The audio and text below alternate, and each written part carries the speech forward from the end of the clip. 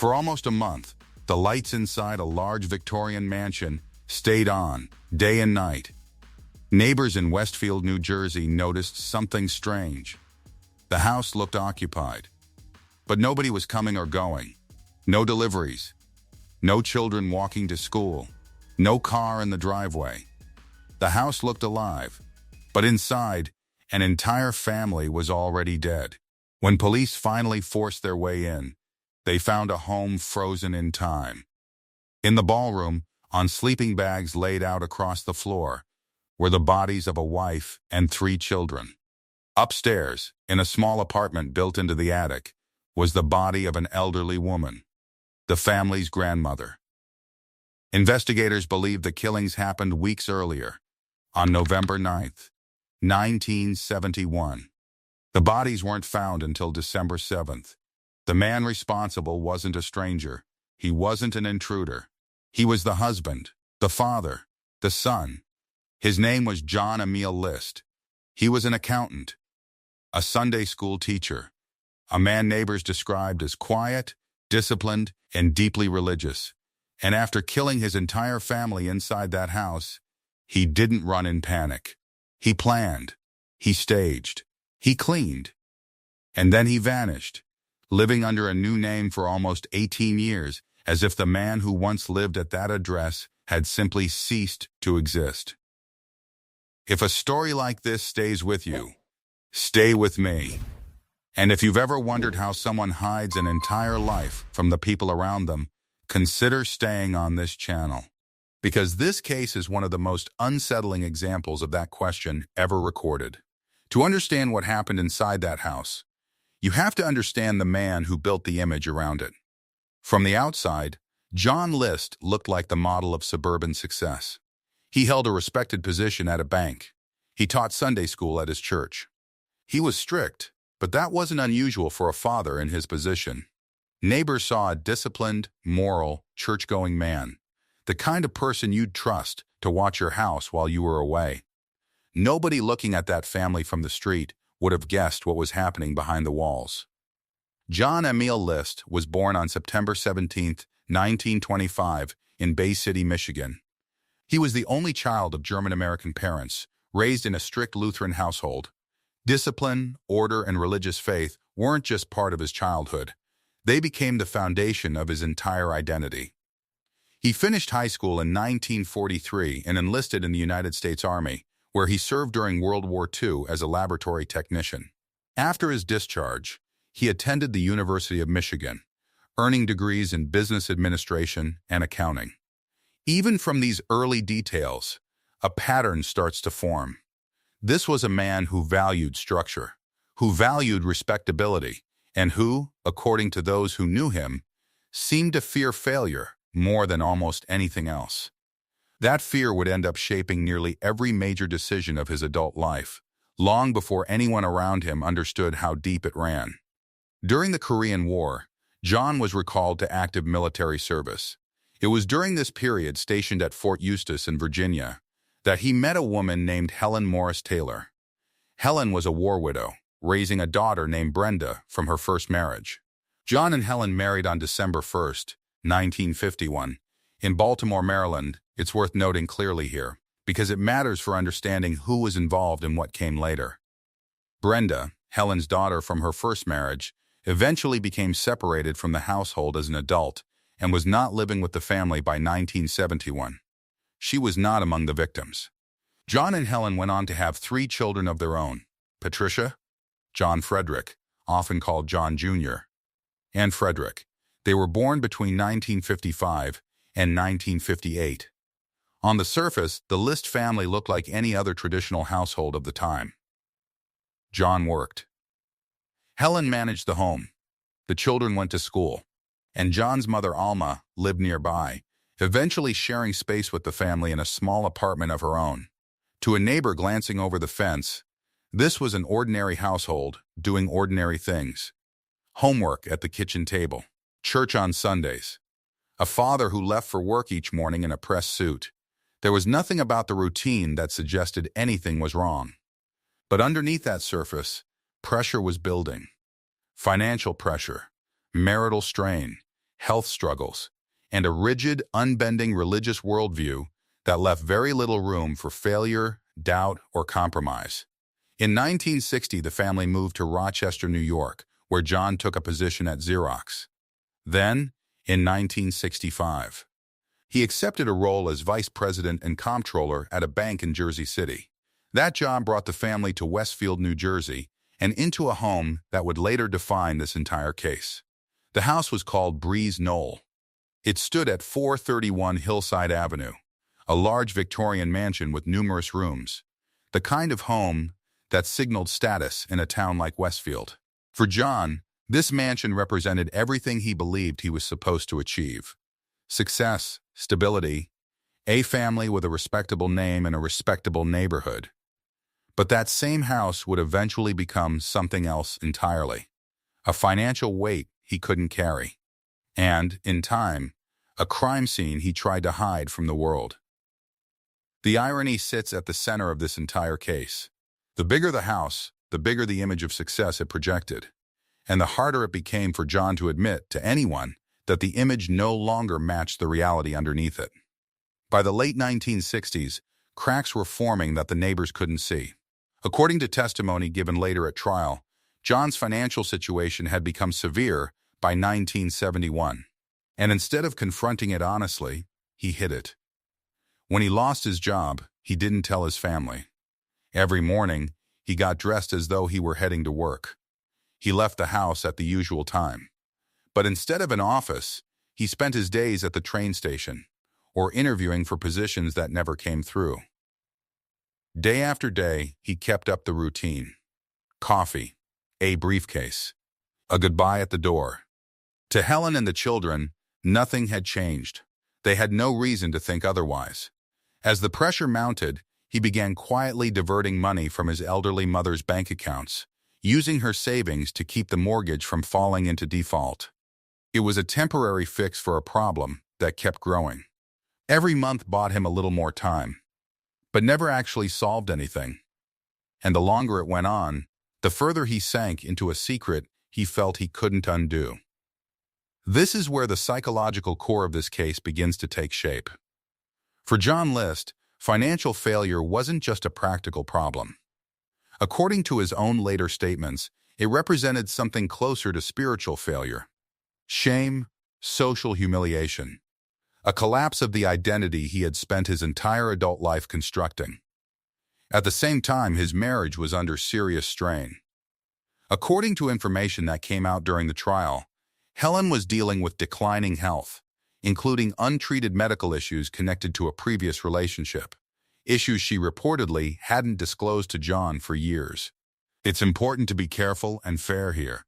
Helen's health and the difficulties in the marriage were real, but none of that explains or excuses what John List ultimately chose to do. A struggling marriage is not a justification for murder. It's simply part of the context that existed inside that house in the months before November of 1971. Two people were living side by side under the same roof, each carrying their own private struggles, neither one able, or perhaps willing, to speak openly about what was happening. John later claimed that financial collapse, combined with fear that his family was drifting away from religious faith, pushed him toward the killings. In an interview years afterward, he said he understood that what he did was wrong, but described his reasoning as an attempt to protect his family's souls from shame and what he saw as spiritual danger. It's essential to be precise about what that means. This was John List's own claimed reasoning, offered years later in his own words. It is not an objective explanation, and it was never accepted as one. Prosecutors, and later a jury, viewed his actions as calculated, first-degree murder, not religious sacrifice.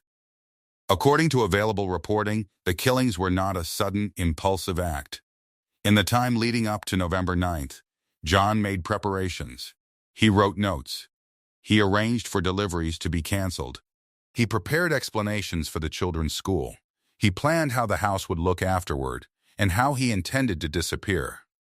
One report has suggested he originally considered November 1st, All Saints' Day, as what he believed would be a fitting date, before the timing shifted to November 9th instead. This wasn't a man who snapped in a single moment of rage. This was a man quietly building a plan to erase 5 lives, and then erase himself. Every canceled delivery, every excuse note, every small logistical detail was another piece of a plan designed to buy him time, and to make sure that by the time anyone realized something was wrong, he would already be long gone. On the morning of November 9th, 1971, that plan began. John first killed his wife, Helen, inside the family home. He then went to his mother's apartment on the upper floor of the mansion and killed her as well. The details of what happened in those moments are painful, and they don't need to be described in graphic terms to understand the weight of what occurred. What matters is the sequence. The family was going through an ordinary day. The children were at school, and John had already made the decision to target the adults in the household first. Alma List, John's mother, lived in a small apartment built into the upper part of the mansion. She had spent years living close to her son and his family. After John killed her, her body was left in that same upstairs space, separate from where the rest of the family would later be found. This part of the case adds a different emotional weight to the story. John wasn't only a husband and a father who turned on the people closest to him. He was also a son. And even his own elderly mother wasn't spared. Later that day, the children began coming home from school. Patricia and Frederick returned first. John killed them as well. Then he left the house again, this time to pick up his youngest son, John Jr., from a soccer game. He brought him home and killed him too. According to available reports, John Jr. appears to have tried to defend himself, which is part of why he suffered repeated gunshot wounds. This is the hardest part of the story to sit with, and it deserves to be told with the weight it carries.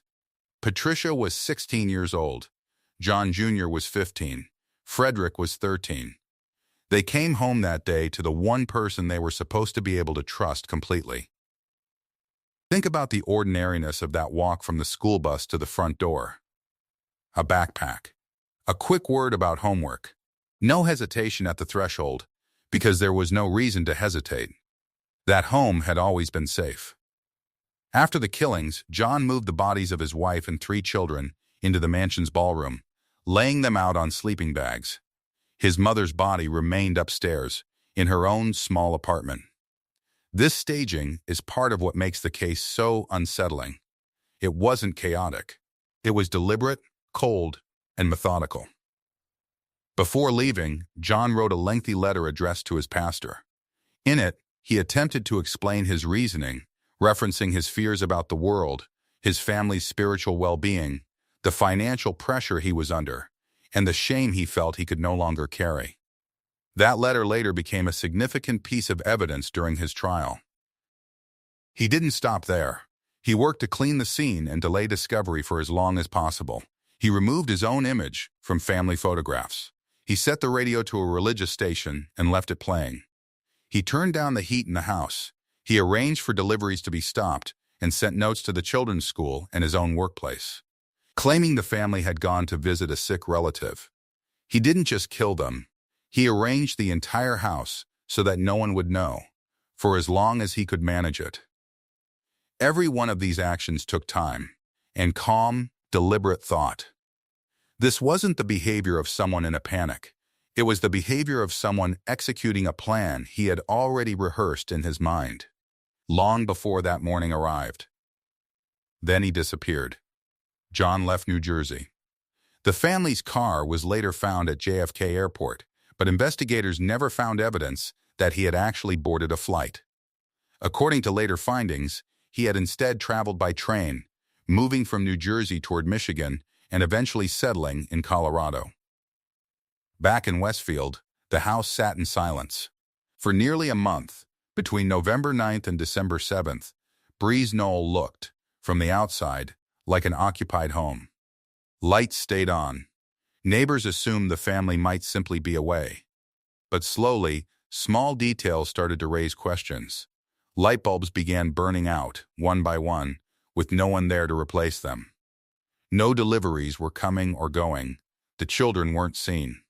Eventually, concern grew enough that police were called to check on the house. The mansion wasn't abandoned. It was hiding 5 bodies.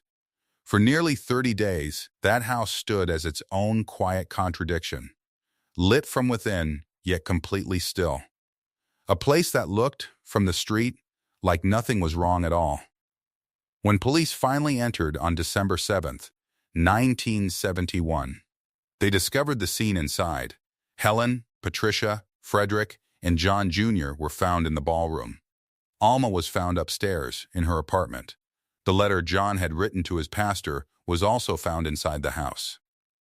What had been a quiet family tragedy became a national case almost overnight.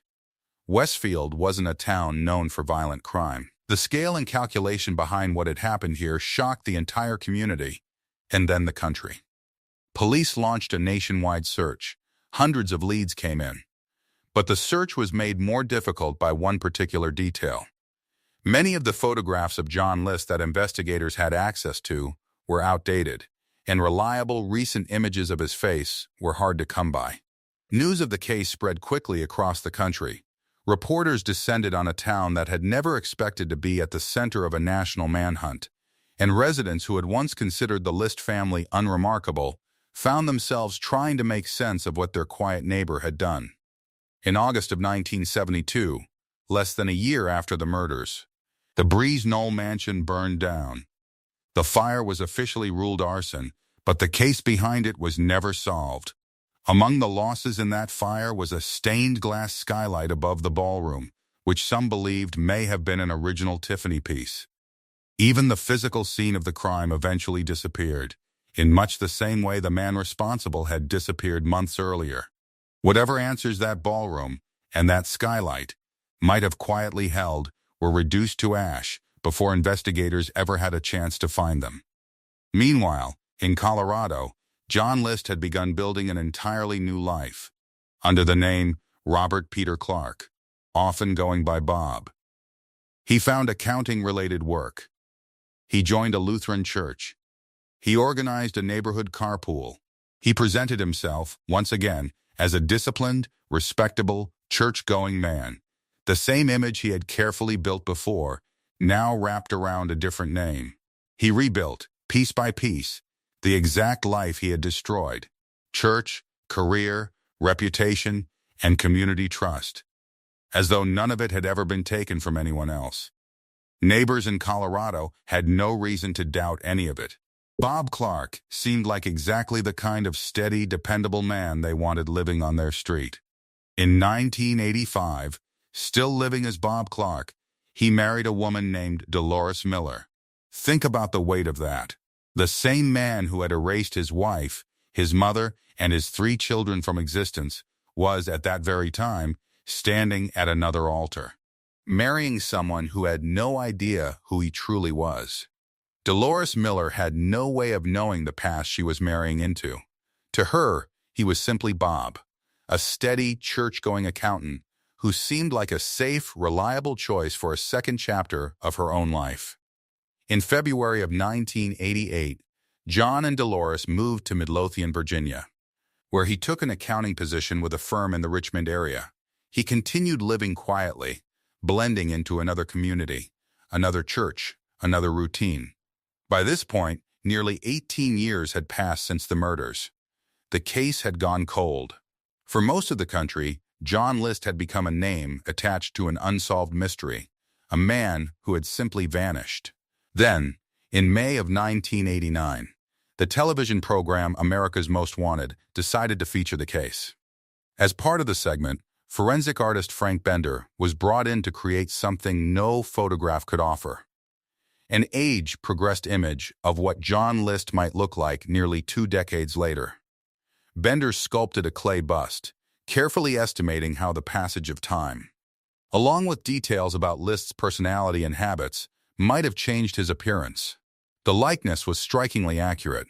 After the segment aired, a former neighbor from Colorado, someone who had known the man as Bob Clark, recognized the resemblance and contacted authorities. A sculpture succeeded where nearly 18 years of searching had failed. It's a strange thought to sit with. Every police bulletin, every outdated photograph, every tip that led nowhere, none of it closed the gap the way a single clay bust did, shaped from probability, aging patterns, and careful guesswork. On June 1, 1989, John List was arrested at his workplace in Richmond, Virginia. At first, he attempted to maintain his false identity, insisting he was Bob Clark. But fingerprint evidence made that impossible to sustain. On February 16, 1990, he finally confirmed his true identity.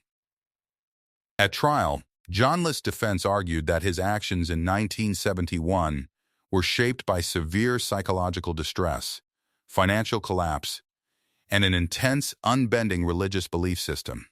A court-appointed psychiatrist testified that List showed signs of an obsessive-compulsive personality disorder and suggested that in his own mind, he believed he faced only two choices: accept public welfare and financial disgrace, or kill his family in an attempt to send them, as he saw it, to heaven before they could be further exposed to what he believed was a corrupting world. Prosecutors saw it differently and argued that this was not a man overwhelmed beyond control.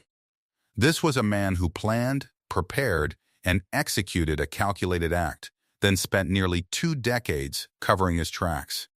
The jury agreed with the prosecution. On April 12, 1990, John List was found guilty on 5 counts of first-degree murder. Almost 19 years after the killings, a legal system finally caught up to what had happened inside that mansion and gave it an official name. On May 1, 1990, he was sentenced to 5 consecutive life terms, the maximum penalty available. Judge William Wertheimer described List as a man who acted without remorse and without honor.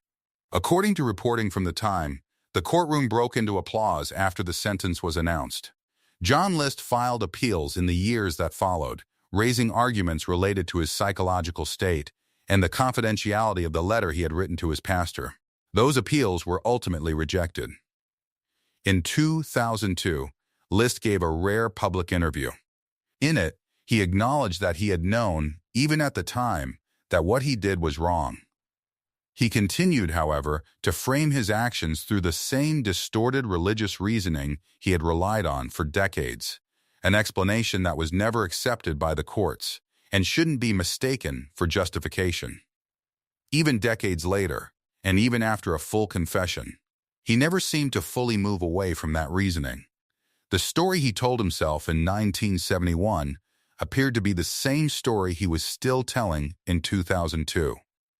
John List died on March 21, 2008, in a prison facility in Trenton, New Jersey. The official cause was complications from pneumonia. He was 82 years old. He spent his final years exactly where the justice system determined he belonged, behind bars, having been convicted on every count. For 18 years, he had built a life defined by freedom he never should have had.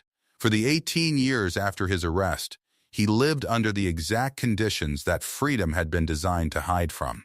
In the years since, this case has been revisited again and again through documentaries, television specials, dramatized retellings, and podcasts exploring how a man many people trusted was capable of what he did.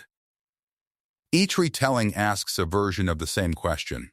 How does someone live 2 lives? One built on faith and order, the other hiding an act of unimaginable violence, without either life ever exposing the other for so many years? But a story like this shouldn't end with John List's ability to disappear, or the cleverness of the plan he built. It should end with the people whose lives were taken. Helen List, Alma List, Patricia List, Frederick List, John Frederick List. A wife, a mother, 3 children who came home from an ordinary day at school, expecting nothing more than dinner and homework, and instead met the one person in the world who was supposed to protect them. Their names and their lives deserve to be remembered as more than the final chapter of someone else's story, not merely as victims of a calculated act, but as people who existed, who had routines, relationships, and futures that were taken from them in a single, carefully planned day. A wife who managed a household under more strain than anyone around her realized. A grandmother who lived close to her family in her final years. 3 children who had homework, friendships, soccer games, and ordinary teenage lives still ahead of them. Lives that were never allowed to continue. That day began like any other day in Westfield that autumn. Nothing about the morning gave any of them a reason to expect it would be their last. John List built a new identity and lived nearly 2 decades as someone else. But he never became someone else. He remained the man who did this. And in the end, it wasn't cleverness or planning that defined the outcome of this case. It was accountability, arriving 18 years later, carried in the shape of a sculpted face that finally matched the man hiding behind it. The mansion is gone. The alias is gone. But Helen, Alma, Patricia, Frederick, and John Jr. are the reason this story is still being told at all, and the reason it should never be reduced to nothing more than the story of the man who took them from the world.